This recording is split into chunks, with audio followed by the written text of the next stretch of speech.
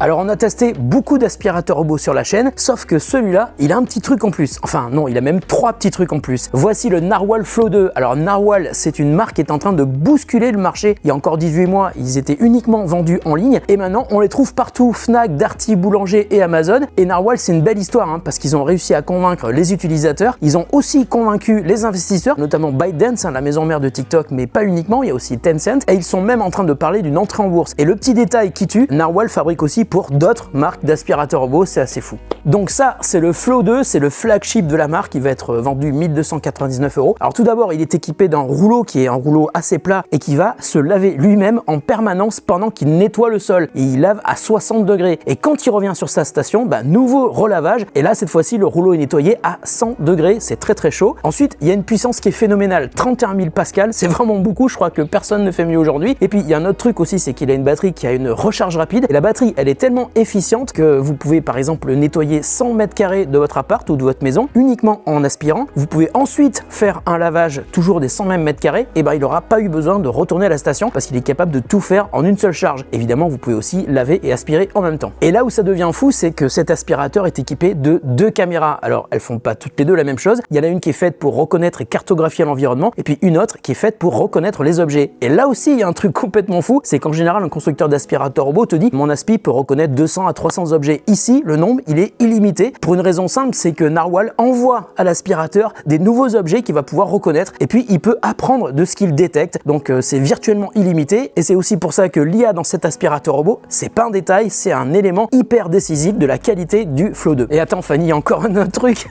alors peut-être que ça va t'intéresser, mais cet aspirateur est capable de détecter les lits de bébé. S'il voit un lit de bébé, il va le savoir, je sais que tu n'y es pas encore, mais il va ralentir son moteur pour faire moins de bruit. Et à l'inverse, quand il va détecter le panier du chien, il se doute qu'autour du panier du chien, il y aura plein de poils, et donc là, il va augmenter sa puissance pour nettoyer à fond votre appart et surtout la zone où il y a le panier du chien. Et puis il y a un dernier truc, parce que j'ai déjà eu la chance de le voir en action, et je veux vraiment vous le faire découvrir avec moi. Vous allez voir, il est hyper beau, et il a un super secret qui fait que l'aspirateur robot, vous n'allez plus le cacher chez vous. Attention, je vais chercher mon couteau, unboxing. Pardon. J'adore le violet, c'est ma couleur préférée, c'est aussi la couleur de Narwhal. Le câble d'alimentation, le clavier, non je plaisante, c'est la rampe de lancement. Il est vide. C'est juste pour caler l'aspirateur dans le carton. T'as vu, je maîtrise le couteau. Regarde comme il est beau. Il y a toujours autant de plastique. Ça, c'est bizarre, par contre. Bon, là, pour le coup, c'était pour protéger les caméras. Oh. Regarde. Alors, il y a un grand réceptacle pour la poussière. Mais bien sûr, il va aller se vider à l'intérieur de la station. Ici, on a une brosse anti-enchevêtrement qui va déchiqueter tout ce qui rentre à l'intérieur avant que ça soit aspiré pour éviter qu'il y ait des poils partout qui soient coincés à l'intérieur du robot. Alors ici, on a 2 grosses roues crantées et puis ici, on a le petit truc où on va mettre la petite balayette. Regarde la forme du rouleau, il est plat, il est très très large. Si je fais ça, hop, je peux enlever le rouleau. On voit la forme avec des espèces de petites chenilles à l'intérieur pour faire tourner le rouleau. Plutôt quali. Et puis ici, on a une petite roue directionnelle. À l'arrière, c'est ici que va arriver l'eau et ici que l'aspirateur va se charger. Bon, ça, c'est l'aspirateur. Et là, je vous jure, vous n'êtes pas prêts, vous allez voir la beauté de la base, si j'arrive à l'enlever. Arrête de rigoler, Fanny, s'il te plaît. Regarde comme c'est beau. Il y a beaucoup trop de plastique, ça va pas du tout, ça. Non mais s'il vous plaît, fabricant d'aspirateurs robots, arrêtez de foutre du plastique partout, quoi. Le bac d'eau propre, le bac d'eau sale. Regarde Fanny l'avant, ça fait presque aluminium brossé. Alors c'est du plastique évidemment, mais c'est tellement beau. C'est glacé, je trouve ça hyper beau. Alors au-dessous, on a une partie qu'on va pouvoir enlever par exemple pour la laver au lave-vaisselle si on veut. Mais d'après ce que j'ai lu sur la doc de l'aspi, on a besoin de s'occuper de cette partie inférieure que tous les 3 mois parce qu'il s'auto-lave. L'aspirateur, bien sûr, il est lavé à chaque fois qu'il retourne se charger, mais la station est aussi capable de s'auto-nettoyer. Donc ça, c'est plutôt cool. Ah, ça s'ouvre ça ou pas? J'ai l'impression que ça s'ouvre pas, mais comment tu fais pour enlever le... Oh, je viens de découvrir un truc. Ça, c'est pour mettre le détergent. Ah, regarde.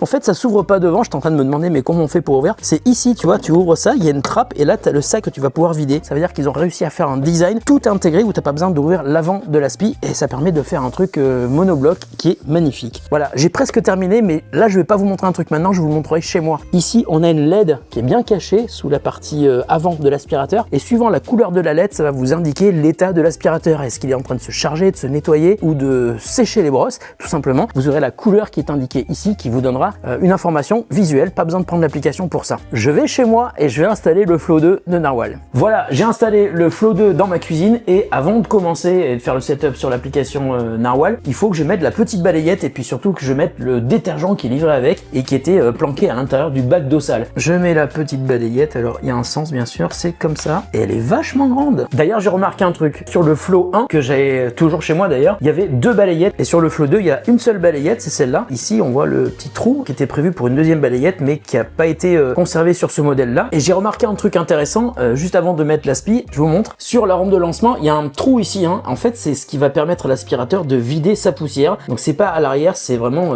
sur la partie inférieure de l'aspirateur. Et je vais donc récupérer le petit bac du détergent que je vais remplir. Je vais essayer de pas en foutre partout. Je vais mettre toute la bouteille, hein, comme ça sera fait. Et voilà. Et je remplis le bac d'eau propre, évidemment, avant de commencer le setup.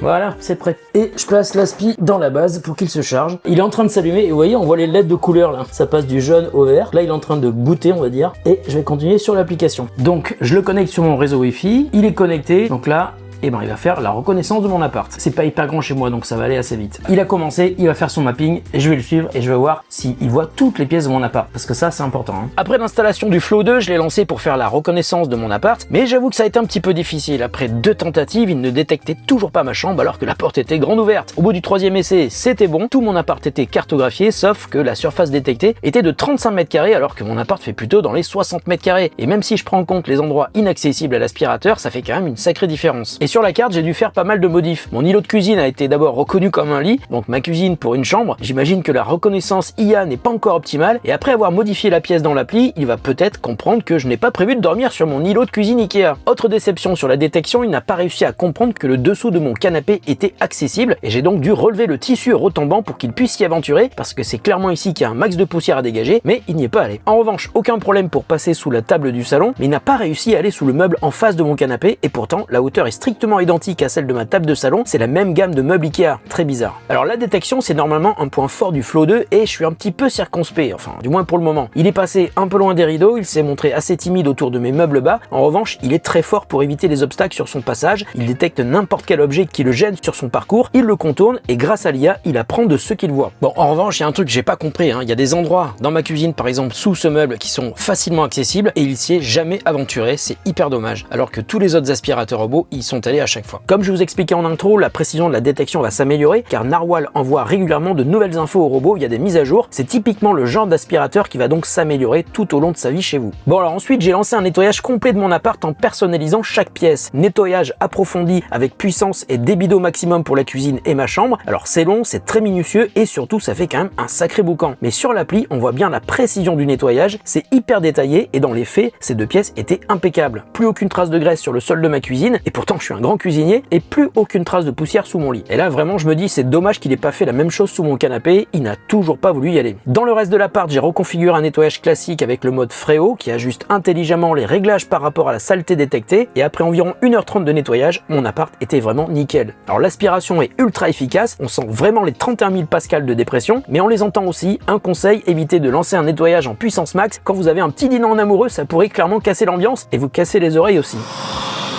Il est très bruyant, hein.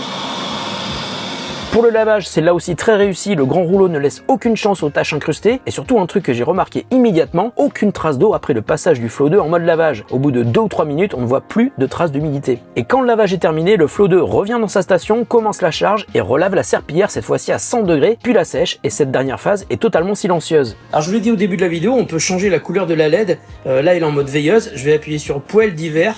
Mode cheminée d'hiver activé. Ça fait un effet cheminée, c'est rigolo.